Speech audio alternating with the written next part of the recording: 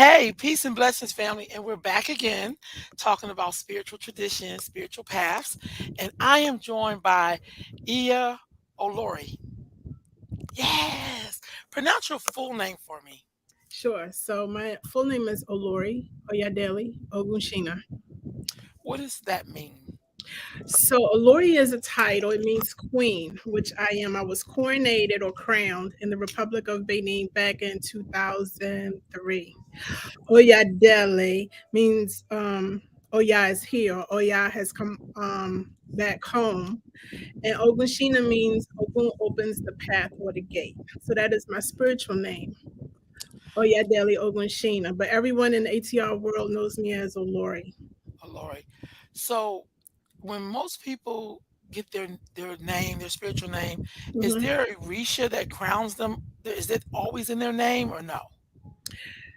9 times out of 10, yes. Okay. 9 Okay. times out of 10, yes.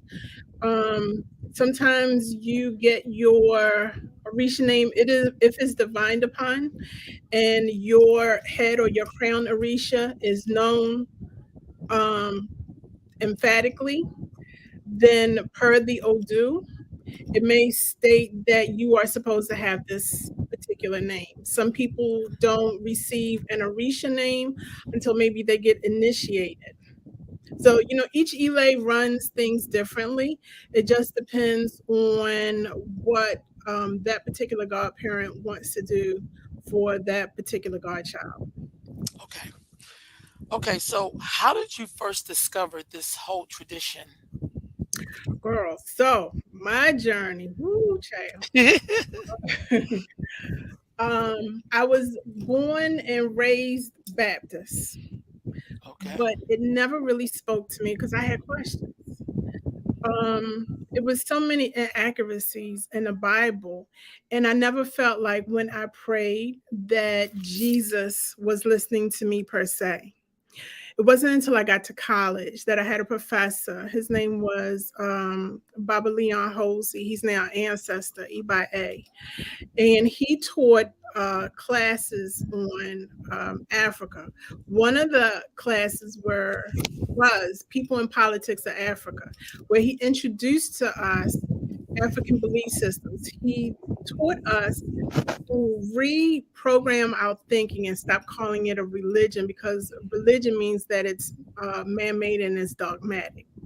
So he said it's a belief system, and he focused on at the time Akan, which is out of Ghana, um, Asar Asat, which is out of Kemet or Egypt, and the old schoolers used to call Isheshe Yoruba, and those were the main three. And so after I graduated from Coppin, because I'm a product of an HBCU, All right. Where'd you go?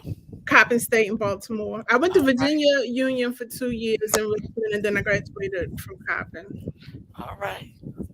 When I graduated from Coppin, I got a job down in DC, and this was in the mid 90s. And so I started looking for traditional houses to join. I specifically wanted a house where everyone looked like me. Okay. And so I went to and I saw a set service, and no shade to them, I was bored out of my mind. I was just bored. It was too laid back for me.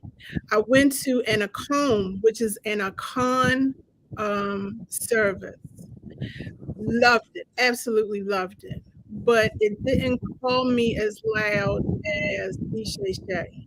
And so I was on a journey to look for an Elay, which is a spiritual house in DC. Unfortunately, when you are a practitioner, sometimes you don't have the luxury of having your spiritual house in your backyard. So my first Elay was in New Jersey. But let me rewind.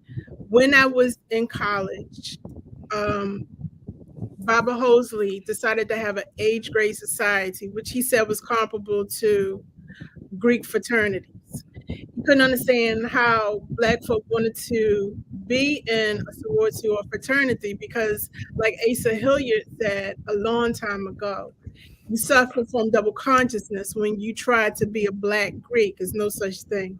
But Mm, I digress. So I got chosen to be a part of um, his female age grade society.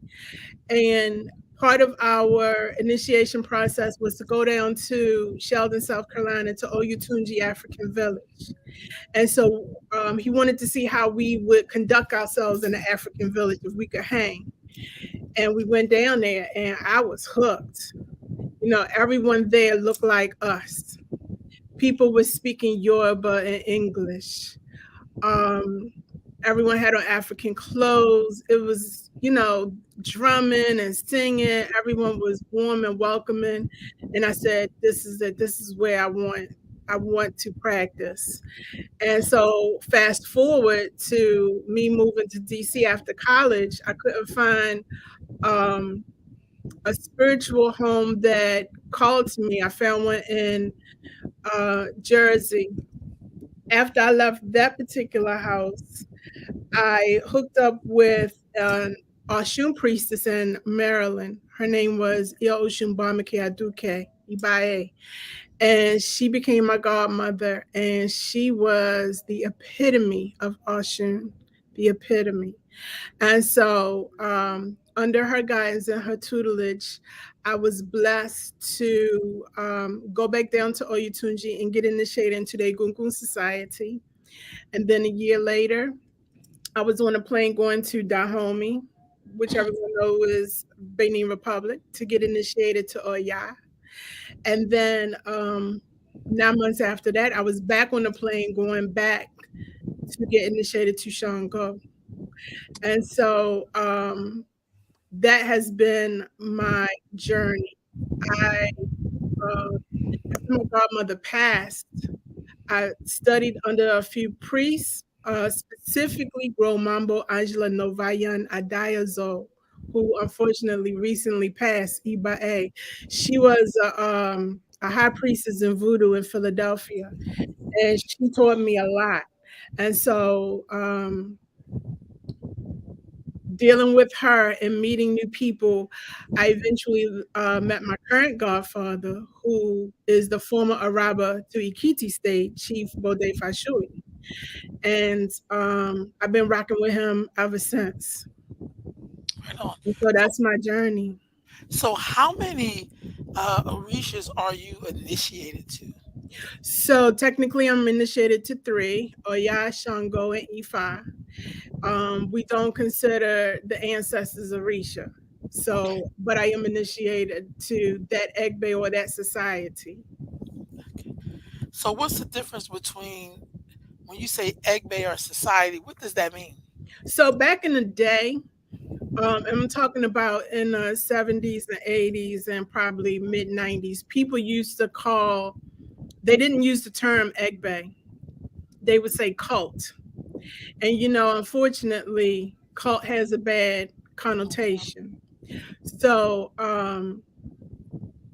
it's probably been since maybe the 2000s that people stopped using the word cult and they use the term Egbe, meaning that society. When you are initiated to a particular orisha, if you go to a drumming or to a festival and they call for Egbe Oya, then all of the Oya priests and priestesses would get up and dance, you know, show their reverence, etc. So that's the difference. Okay. Okay. So in your journey, have you come across like people who weren't really in good character? Girl. Ah, Because I know don't, that's the basis for, it's all about that good character. don't get me started. Don't get me started. And what did you do? I mean, like when you come across someone who's not in good character, how do you deal with that? Wow. So me, as a back in the day, I had no filter at all, none. As I get old, I'm trying to mellow out. I'm trying to think before I speak. But what I find disheartening is when you have male priests that prey on females. and they use fear, they use bullying, sexual harassment, um, to inflict their um, their bad ways on females. Countless stories I've heard about sisters who were violated sexually under the guise of Orisha. You Mm, have some Babalawos out here, for instance, um, the story that was told to me from a Babalawo said that there was a Babalawo in New York who had, I don't know if it was a client or a godchild, but the sister had cancer and it didn't look, her situation looked bleak. And the Babalawo told the sister that if she wanted to get healed, he had to have sex with her. wait, That he, what?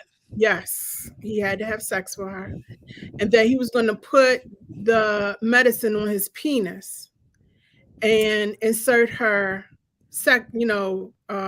sexually.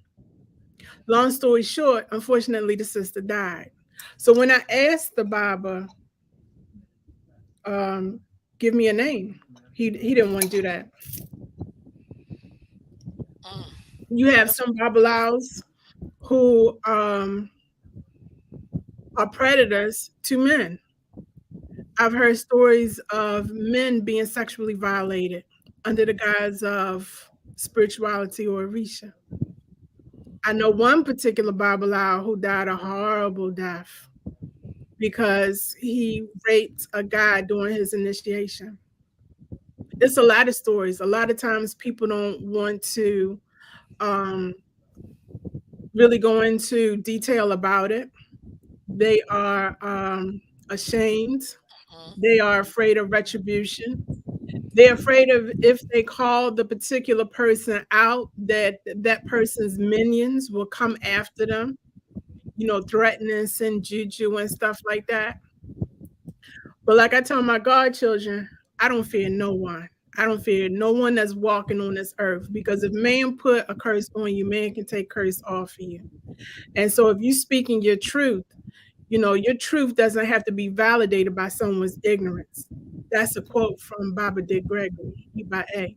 mm-hmm. When you encounter people who have been violated, you gotta do something. And so a lot of times, people who come into this belief system looking for elevation, looking for salvation, looking for peace, looking for enlightenment, and then they meet with someone who has questionable moral character, someone who is wretched, someone who ain't worth a damn. They leave, and they'll either go back to the church, go back to the mosque, or they'll just say to hell with it. They want to lump everyone who practice African spirituality as being shady, being a scammer. We all aren't like that. But I find that if you know someone is doing bad and you're not calling that person to the carpet, then you're just as guilty as the person who is committing the crime. I agree. I agree. Period. I And agree. so, a lot of people in the ATR community don't like me. I don't give a damn, because I will call you out. If I find out that you are shady and I have receipts to back up my claim, I have to call you out because I have to protect the unsuspecting. Mm-hmm. And that's the Oya in me. Oya champions the underdog. She fights for those who have no voice. She gives a voice to the voiceless. She empowers those who are powerless. And the belief system is not bad. It's a beautiful belief system if it is practiced genuinely. But you have a few bad apples that will ruin it. And it's not just Ishe Shea. I'm talking about Candomblé, 21 divisions, Santeria, Lukumi, Voodoo, be it African Voodoo or Haitian Voodoo, Shango Baptist, or be it you name it. It depends. We got Ishe Shea, we got our fair share of scoundrels, to say the least. But There have been priests that if I'm in a spiritual setting and I know the person ain't worth a damn, I tell them, don't speak to me. I don't have no words for you. I'm not going to embrace you. I'm not going to kunle to you. You know, I'm a show restraint and not try to rip your head off Mm, because you're taking people's innocence and their money for right whatever on, reason. You right know, on.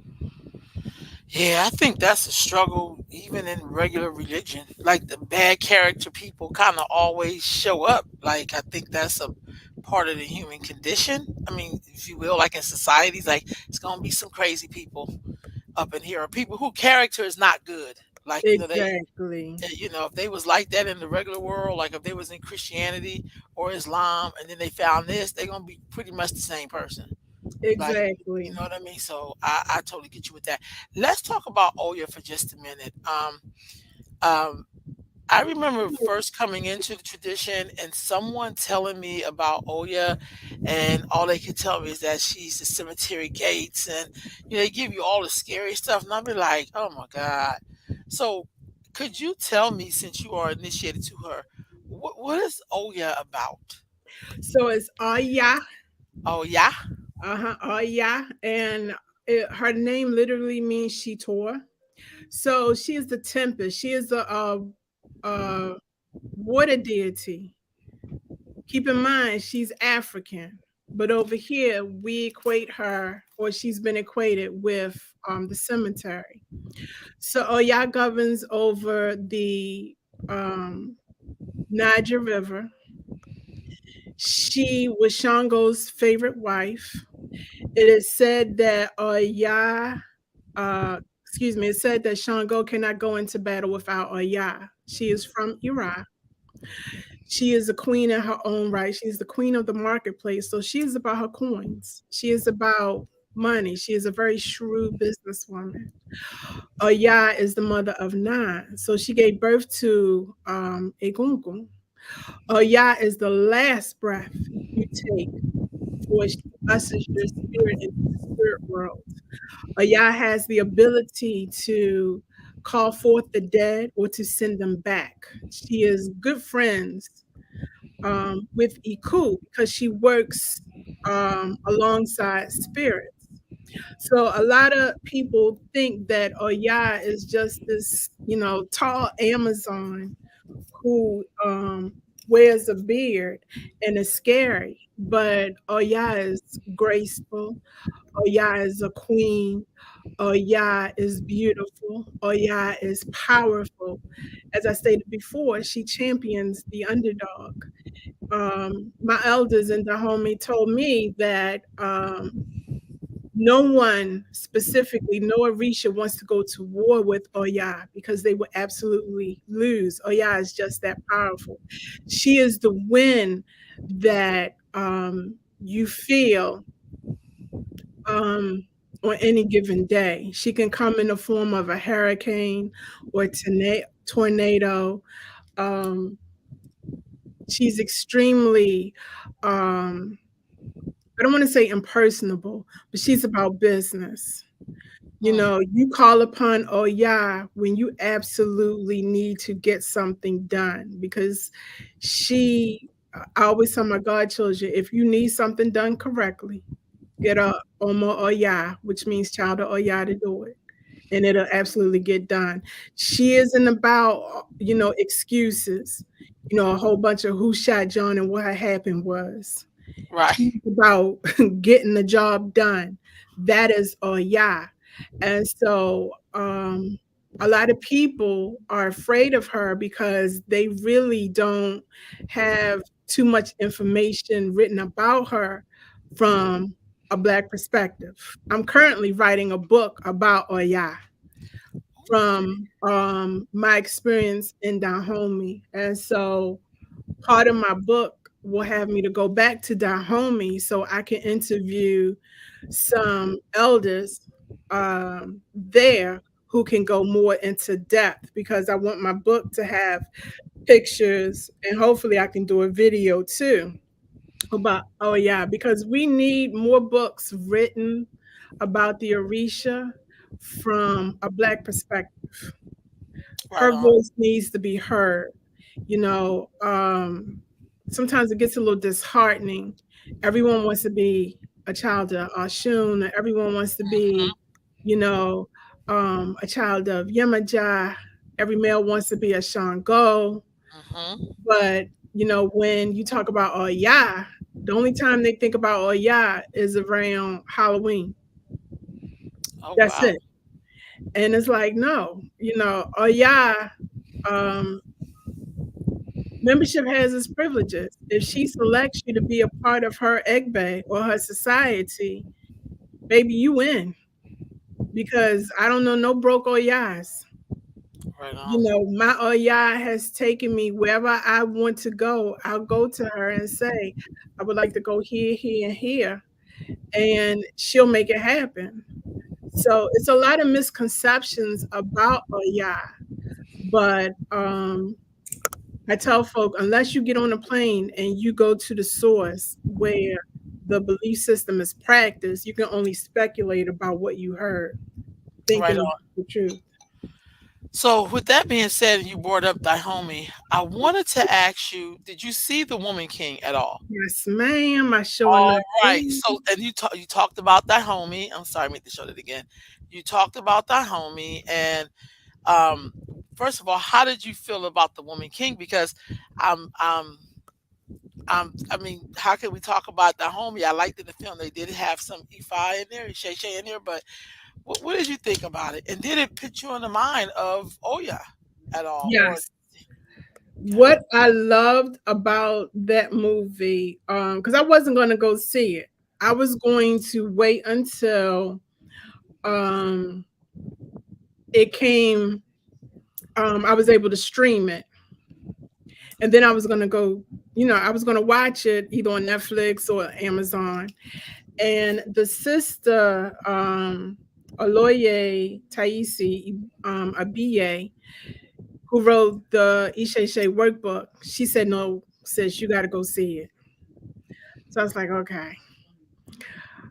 I love that movie so much. Now, it's not a documentary, right, it's edutainment. It's a movie. right. And so what I shared with the Aloye was that you saw different aspects of Oya in that film, Mm, especially at the end, um, after it was all said and done. You saw a softer side of Viola Davis's character. People think that us Yas are just all, you know, 24/7. No, we do have a softer side too. Um, I love the fierceness. Um, I love the passion. It's so much I want to say about the movie, but I don't want to give away any spoilers. You know I what I mean, mean? I done seen it 4 times. I've been taking young girls to go see the movie. Like some are going tomorrow. You know what I mean? So I teach a lot of schools because Yeah, I just think it's so empowering. Like, how it's could you not feel very empowered? empowering. Um, what it shows is that no matter what, they each had one another's backs. Hmm. Even during adversity, you know, at the end, when Oba got what he got, I said, the elder said, no man wants to go to war with Oya because you Hmm. will absolutely lose. And he did. And so he got what he got. To me, that movie was beautiful. Yeah. Aside from the fact of the history, again, it's not a documentary. Right. And so that movie showed women being empowered, women being strong, women being vulnerable. Hmm. it showed women taking care of their business and how much we can endure under adversity. Hmm. It just that movie is awesome. Awesome. I wanted to do the the chant when at the end I was like, no, I need to control myself. But if you had stayed while the credits rolled, I you seen that extra saw, scene. yes. Yes. And she was pouring libation to the ancestors and honoring the ones who were no longer with them. I said, this is so damn powerful. Mm. So powerful. And as a Ianifa, I specifically enjoyed her pounding E King, marking Odu, and then interpreting what the Odu was saying so that Viola's character could get a better understanding of what lied ahead in the future. But I'm Hmm. glad that Viola listened and did the Abba, which was Yes. important. In our tradition, what's the point of getting a reading if you're not going to do the Abba? Abba means the sacrifice. You don't necessarily have to sacrifice a chicken or a goat or a pigeon, but you have to give up something to get something. And some people, they don't want to do that. They want quick fix. But that movie, if it doesn't win an Oscar, I'm sure they're going to get a lot of accolades and awards from like TV One and whatever other black or so-called black um, show wants to give them because it was awesome and all of them, they earned their accolades. So the other beauty that I liked about the movie itself and the story they were telling, that's like the diaspora story. So it doesn't belong just to African Americans.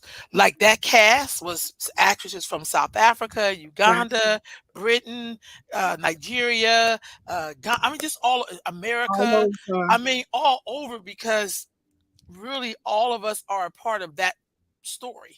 You know Yes. what I'm saying? Like I feel like we don't sometimes I hear this argument about British black actors taking jobs from American actors or and I'm like, y'all, like, are you serious? Like nobody can really tell y'all apart half the time. You know what I mean? So I thought that was beautiful that I watched a lot of their interviews and I was just blown away. Like I think everybody they had in there was perfect. I agree. I Everybody. agree. The casting was spot on. Yeah. Yeah. It was visually stunning. I love the Yes. cinematography. I wanted the outfits. Me too. I want my house to have that bathhouse. Yes. I want I want to redo my shrine room so it looks like the way that shrine was shown outside. It was just, they put money into it and I Yeah. appreciate that. It didn't look like it was done on a Tubi Yeah. budget, if Yeah. I'm making sense. No, really. Well, it Yeah. took her 6 years to make that to get the green light. I mean, to really get the support they needed to do that film. And I think the beauty for another beauty for me is like this wasn't fantasy. No matter how they're telling the story, we knew that there were some women who lived like that in that time. And Yes. we never get to see how black women, because they also made a lot of sacrifices to be who they were. And I think sometimes we leave that out. We see a lot of glamour and glitz or whatever we think it is, but we never look at the sacrifices people are making to be whatever they're going Mhm. to be. You know what I'm Yeah. saying? We just think it's like, I want to be a star, but you have no idea the sacrifices people go through to be Yep. where you see them shining. You have no idea. Exactly. How did you feel about the way they presented Isheshe in that? I loved it. I loved it because it wasn't they took the spookism out of Mhm. it and it was just very natural. And if you are a practitioner, if you are an E5 practitioner, you're like, girlfriend was spot on. Spot on. I really appreciate it because very rarely do we get to see anything like that and it's not done as a joke. It's not, something to be made fun of. Like, look at them people with them nuts and the Yeah. board, what are they doing? Because Yeah. they never do that to Islam. No. They don't do it to Judaism. They Right. don't do it to Christianity. Right But on. they think that ATRs are meant to be the butt of, you know, jokes, and we're not. Our belief system predates Abrahamic religions by 5,000 years. Wow. We're not the Okay. Johnny come latelys at Right all. on. Right on. So when they were showing those particular scenes and you was in the theater, did you hear any comments? Because I heard a few comments each time I went. I'm like, some people just so ignorant. It was, you know what I'm saying? No, let me tell you, Okay. when I got there, I was like, damn, it was only four of us in the theater. Soon as they finished running like the what do you call it? The pre-shows. Previews. Yeah, Yeah, the previews. previews. It started to fill up. By the time they got to the first scene, when the women were in the grass, Hmm. the theater was packed, Okay. packed. And so you could hear a pin drop. There was applause where applause was warranted. There was laughter when laughter was warranted. And at the end, people clapped. Hmm.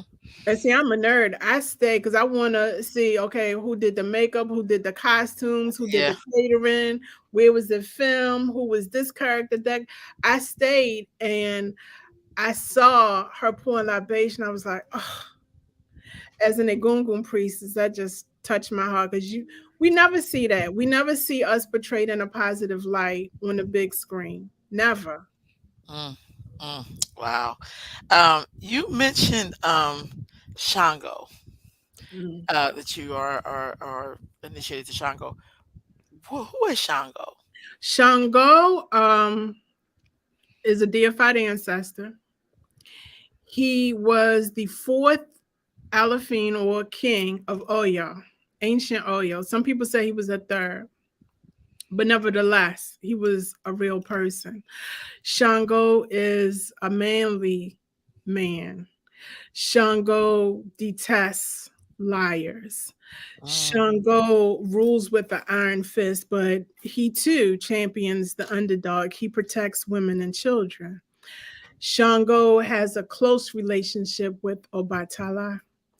Shango, during his time, he had three wives: Oba, Oshun, and Oya.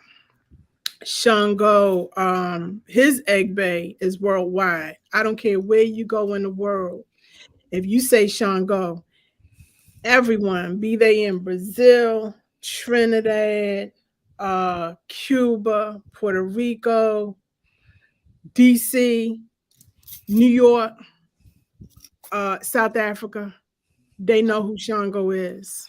He's a very powerful deity. He, when it's thundering and lightning, he's that boom that you hear, followed by the lightning. He is powerful, very powerful. And he is a deity that you don't want to cross and get on their bad side. right on.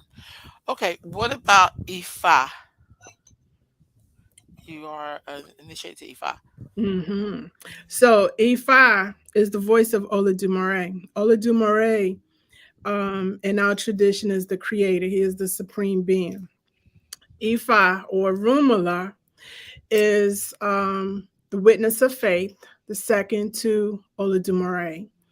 Mhm. In the pantheon, you would have Olodumare, and then Ifa, the Orisha, and then us. That's a loose translation Mhm. of the Okay. pantheon. Um, Ifa is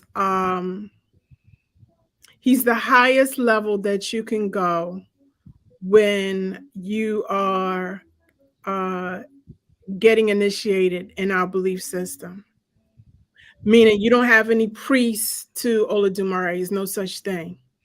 You either are an Olarisha, meaning you're initiated to the Orisha, you are Awo, which is male initiate, male Ifa initiate with 17 years or less of training, or you're a Babalao, which 17 or more years of training, or Ianifa.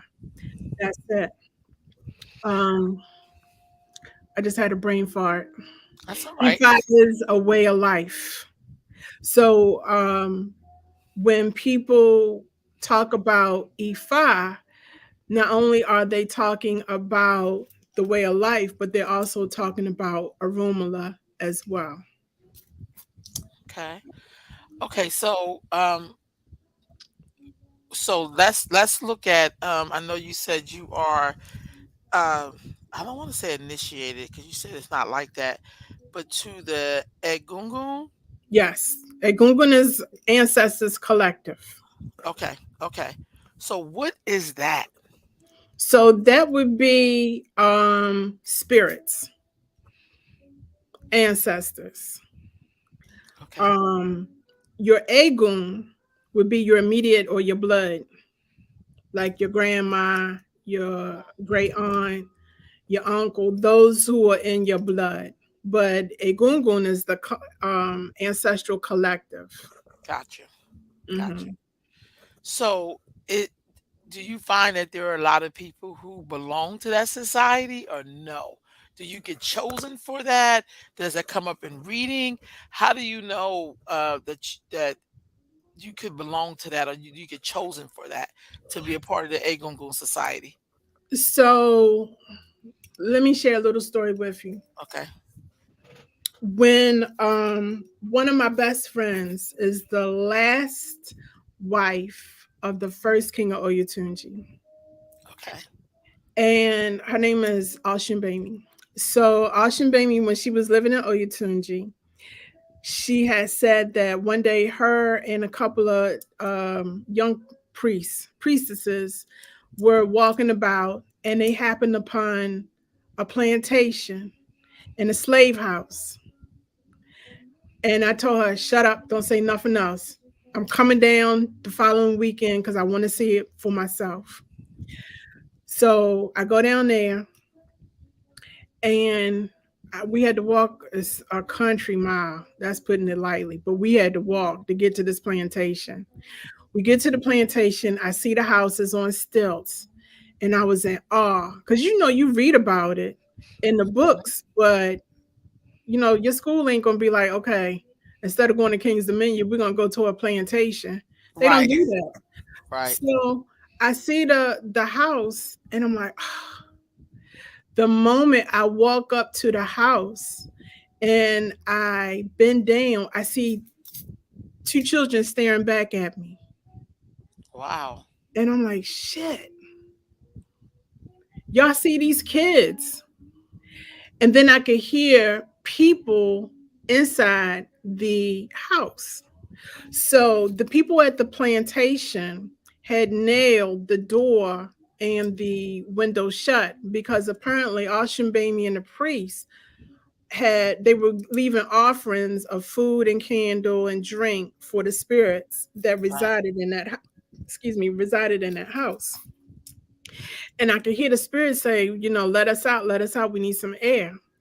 And I didn't have anything to try to pry open a nail. So when I came back down the steps, I see this old man leaning up against the tree, and he was smoking a pipe. And I was like, bruh. He was like, I can't do nothing, I'm old. And it dawned on me that I'm seeing and hearing spirits. So as we were walking, because we walked like in a big circle, I could hear drumming. I could hear the Africans um, talking to me, wanting to relate a story. Bami had brought her notepad and pen because she was writing everything down. She Mhm. was supposed to write a book about that plantation and the people on it. I could hear the Native Americans clear across on the other side of the river. And that whole experience, them spirits were jumping out of me. It was, you know, that scene in Ghost when Whoopi Goldberg was in her parlor Mm-hmm. and the ghosts were jumping in and out of her. Uh-huh. Maybe that was me. They Wow. wore me out. And so by the time we were about to leave, there was like some pots and utensils and things. And I had really wanted to take it as a souvenir. And one of the spirits, her name was Big Mom, and she said, "No, don't take it," because she cried many a tears in that pot. And she said, if you take this pot back with you, it's only going to bring you grief. And Mm. so we left. And by the time we made it back to Ocean Baby's her house, because she lived at Oyatunji, I was worn out. She was like, you know, you got to take a spiritual bath. I couldn't do it. I could not do it. So she told Kabiesi, the Oba of Oyatunji, the first king, what had happened. And he did divination. And she came back and she said, "You, my dear, are a medium. You need to get initiated to the Egungun Society." And so 9 months after that, I was making my way back to Oyatunji to get initiated into the Egungun Society. Wow. And so a lot of times when people need pots or shrines, when they need to be elevated to certain levels, meaning if they need to get initiated or go through a ritual, it will come up in divination. Gotcha. Um, I don't know if someone says, "I want to get initiated to a Gungun society," and someone will just initiate them, they should have divination perform, because it may not be that person's path for them to be an Egungun priest or priestess, if I'm making sense. It may not Yes. be in their destiny. Yeah. It's It's not like when everyone is people see called those, huh? no, I was gonna say it's not everyone is not called to the priesthood, be it a Gungun or a Risha. Gotcha. That's like when people say, "I know that I'm Oshun," and then they get their reading and the Shun ain't nowhere in there. It's like you Girl, know, you want to be something because you think that's cute. Like I want them boots. You know what I mean? It's like yeah, it's just not the same thing. So yeah. when you are a Gungun priest, what are your duties? What do you do?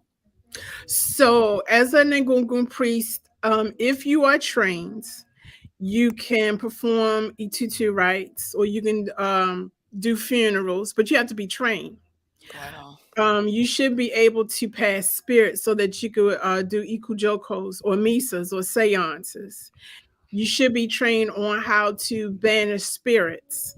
You should be trained on how to spiritually clean someone's house, how to perform exorcisms and things like that, how to elevate spirits. So in my Elay, we do all of that. And when it's warm, um, we normally go to black cemeteries and we do ritual to send those ancestors to the light, because some people seem to think, well, when you die you automatically go to heaven.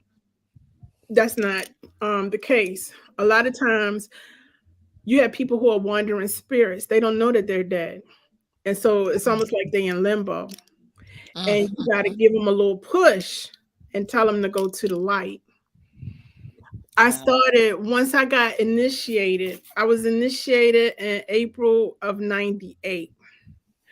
Um that summer, um I was back, matter of fact, in July when James Bird, do you remember that brother? Yes, that was drugged to death. Yes. Mm-hmm. That hurt me to my core. And so what I did was I got with my godfather in Egungun and I said, I need to do some sort of appeasement for those who died during the Mayafa, those who died during enslavement, Mhm. those who died during Jim Crow, and Mhm. those who died up to now, meaning James Byrd. And so this is when the internet just started to take off. I was able to print out, I got, and I still got it. It's a book about this thick of names going back to like the 1860s of Mhm. men, women, and children who had died. Um, Either on plantations, lynchings, whatever. And it was a 3-day ritual. And I had put the call out to other Egungun priests. No one showed. And so Mhm. it was me and my godfather. We were out doing um doing the ritual to send those souls to the light. Mm. And it was a powerful ritual. And I believe James Byrd name was probably the last name that I had called. Um after we had finished the ritual. Mm. And so Have you I've been doing that, ongoing. so how often do you do it? Are you In the summertime, we haven't had a chance this summer, unfortunately, because I've been so busy doing spiritual work damn near every weekend if I wasn't traveling. But last year, my godchildren will tell you, every Sunday we were in the cemetery uplifting spirits. So I do it as often because I've been tasked to go to black cemeteries first and send those souls to the light before I can go to other cemeteries or graveyards and worry about those African. And when I say African, I mean black folk. I get that. Yeah, African spirits. That's my primary focus is our people. Mm. Okay, have you been to the lynching memorial No, in Montgomery, Alabama? no, we haven't gotten there yet because I mean Maryland has a lot of black cemeteries, and Mhm. so we still in Maryland. Wow. Wow. Yeah, it's a lot because my goal is to go every place where it's black cemetery. Because unfortunately, a lot of the black cemeteries and graveyards I are get that. forgotten. Mhm. And so when we go, we do the best that we can, and we don't leave because I will divine and see, okay, have we successfully done what we came here to do? And a lot of times we got to come back and we got to do other things. We might have to sacrifice an animal or two, but we do what we got to do. Right on. I think that's important. I really do because I think there's so many stories there that we don't even know. Mm-mm. You know what I mean? So that's really really important work. Thank You you. you mentioned your elay. What is an elay and what is the purpose of an elay? So, Ile means spiritual house in Yoruba. The purpose of it is to groom the next generation of priests. So when I can't say when I retire, but when I'm no longer on this plane physically, then I'll feel confident that my godchildren can pick up the mantle where I left off. So in my spiritual house, I am training them to be the best priest that they can be within their capability. So Mm, they'll tell you, I'm old school, I'm tough, but I'm fair. I don't cut corners. I don't make up rituals as I go. Um, I ask a lot, but I give a lot. okay. All right. That's good. That's good. So when you're in an elay, are you supposed to stay in that elay forever? Or It's how up to the individuals. Some people come, get what they need, and they move on. You do have some who will come and stay. They're comfortable, they're happy. I tell other priests that's the hazards of the business. You will have some godchildren who are ride or die, who will stay with you to the end. And then you have some that think the grass is greener on the other side, or maybe they don't like it being so strict, Mhm. and it's just not for them. You can't take it personal. You Right on. know, it's a person's personal choice. You can't be upset, you know, when a godchild leaves. Just, you know, wish them well. Don't wish them ill. And you focus on the ones who decide to stay with you and who want to learn under you. Right That's on. about all you can do. That makes sense. In your tradition, do y'all have like a Southern, like how the Southern Baptists have their conventions, leadership convention conference? Do y'all do something where all the Elays kind of get together, or no? Not particularly. You may have if it's like a huge Elay and they have different chapters or branches in different cities, they may come together. I know in the DMV, which means DC, Maryland, Virginia, in that Right. area, we Yeah. have this thing called Sacred Healing Circle, where all of the ATRs will come together and it's like drumming, singing, people, you know, possessing or mounting their deities. It's like a healing, um, lack of a better word, symposium or Right. festival. Um, they do that, but for the most part, no. Okay. I just so do you ever so when you look at the different branches, I'm gonna just say like if it's Isheshe or Lukumi or Santeria or whatever we have, Mhm. are there times where those different branches kind of get a chance to work together a little bit? Yeah, if they have like sometimes festivals, Okay. you know, like in Philly in June, Don't there's a they? festival called Odun Day. Yeah. It's a street festival, but it started out as a festival to honor Oshun. Uh-huh. So the Iya who started it was a Lukumi priestess. And I believe that you have other ATRs that will come and support because during the festival, they'll have a processional. They parade the egungun.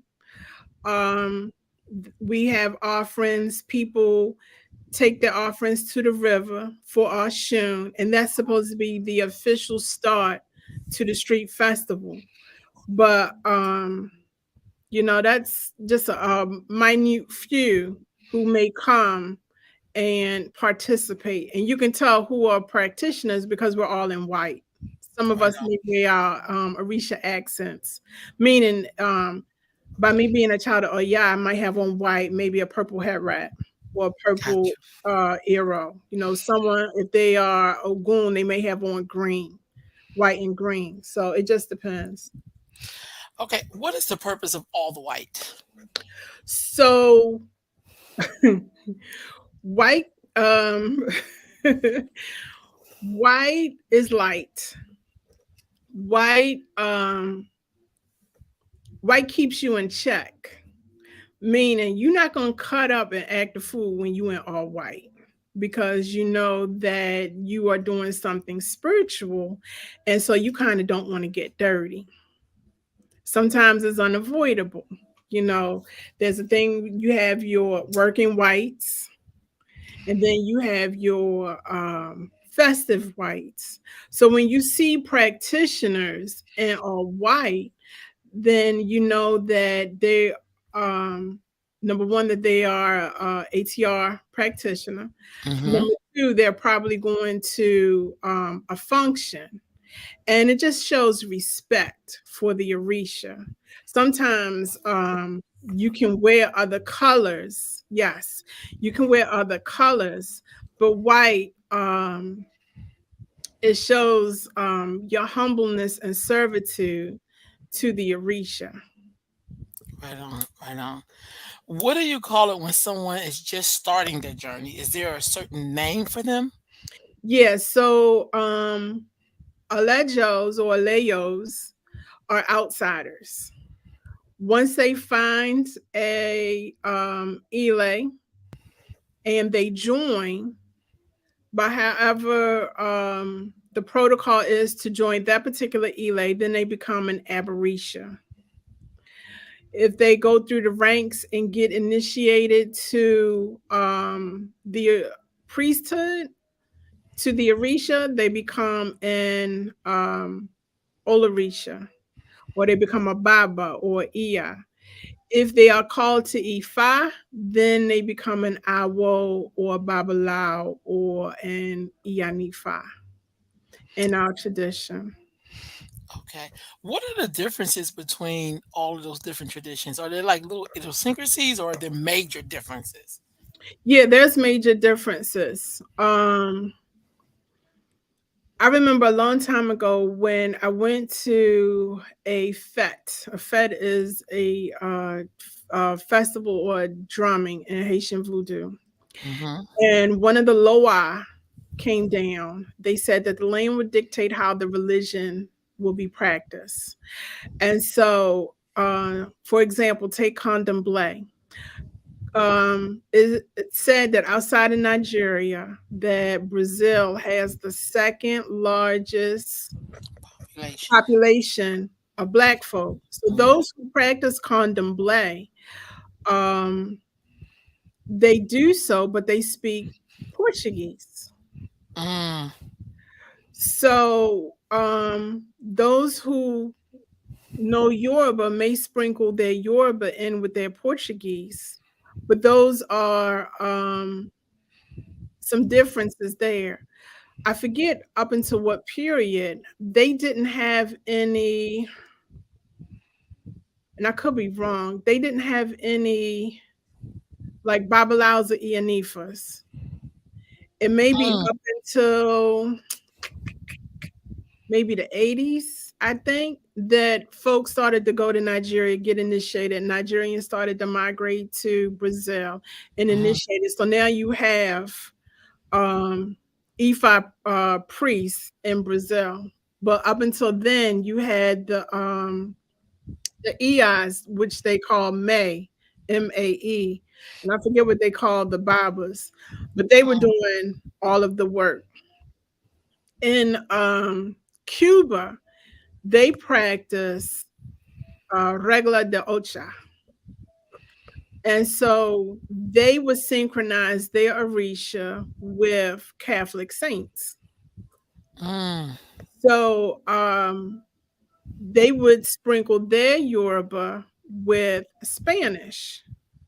And so that's how the wherever the African was dropped off during the Ma'afa.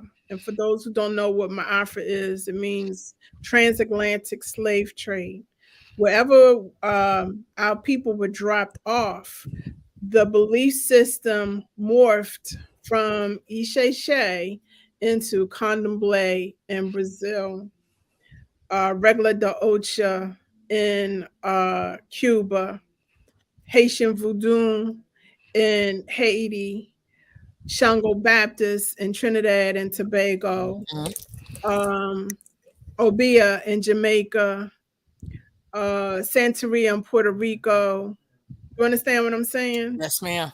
Okay. So that's how the belief system morph. But make no mistake about it. Isheshe is the foundation from which all Orisha-based religions sprout. Why? Well, maybe it didn't. I don't know. But in North America and in the U.S., um, did it did it survive at all in North America? Yes. Okay. Yes. If someone says no, they full of shit. Yes. Okay. It Okay. survived. Could you give me an example? You're looking at her. It survived. Okay, I get that. Yeah, it survived. You know, when I was on my journey, and this is no shade to the Lukumi folk, I never felt the need to learn Spanish to practice an African religion. So I said, I'm gonna go to the source. And it just so Mm. happened that, you know, my Aegon sent me back to Dahomey to reconnect with my father's side and get initiated into Oya, the Egbe of Oya, through the Dahomey system, because that's where my people come from. My people are half Fon and half Yoruba, but we're more so on the Dahomey side. Mm. Wow, that's beautiful. A couple of more Mhm. questions before we wrap up. Sure. Getting a reading. Hmm. Why is that important, and how often should you get uh, a reading? I try So to remember the name for reading, but my brain went like divination, it's okay. divination. Thank you. It's okay. So it's important because it gives you a blueprint on how you should conduct yourself and how you should live your life. Now, if Mm-hmm. you out here living foul, I suggest you get a reading once a month or a divination once a month. Right. But if you are, just trying to find your way, you just want to make sure you are fulfilling your destiny, I say once every 3 months is appropriate. Or unless there's something big or major that's about to come up, maybe you are going up for surgery, or you're trying to get a job, you're trying to move, any kind of big life decision, you kind of want to get a divination on, Mm, just so you can avoid any traps along the way. You want to be proactive and not reactive with gotcha. respect to getting a divination. Is most important. I tell my clients, please don't wait until shit hits the fan. Mm, You want to avoid that by getting a divination. That's step one. Step number two is doing a prescribed ebar. Again, ebar means sacrifice. It doesn't necessarily mean that the client has to go find a chicken and kill a chicken. That's not what I'm saying. Every divination will give you a remedy to your problem. Whether or not you decide to fulfill that or do that particular remedy is totally up to you, because we all have free will. right on. How can you tell if somebody's in good character on your journey? What things should you look out for or this be aware of? By the actions, because their audio matches their visual. Got you. Yeah. If you meet someone and they uh, live like a gypsy, always changing locations, phone number always changing. They ain't got a Mm, pot to piss in or a window to throw it out of. They ain't got no money. They can't keep a Elay. Anytime someone goes before them to get a reading, they pulling out tarot cards or crystals or water gazing. They might do the guess method. They don't look like they have Iwapweli, gentle character. They just look a hot mess. And you can mm, spot messiness a mile away. that's That's real the tough. person you want to, I tell folk, run fast, run in the opposite direction. Because your Ori, your spiritual third eye would be like, there's something not right about that particular person. And you need to recognize that red flag. And just don't think that it's gas. Oh God, yeah. Look, I so enjoyed talking with you. I think you gave us a lot of information, and I thank you so much for spending this time with me and just talking with me. So I'm gonna wrap this up. You have any parting words? But then don't hang up. But you have any parting words? No, I just hope that I've enlightened some of you all. And feel free to reach out to me on Instagram. My handle is Afri_Bohemian_snob at Instagram. Facebook, it's Olori Oyadeli Ogunshina. And my website is www.itsolori.com. Oh wow! And hopefully my book will be out by maybe the fall of next year. All right. Thank you so much for joining me, and y'all. I will see you Um, again. Peace.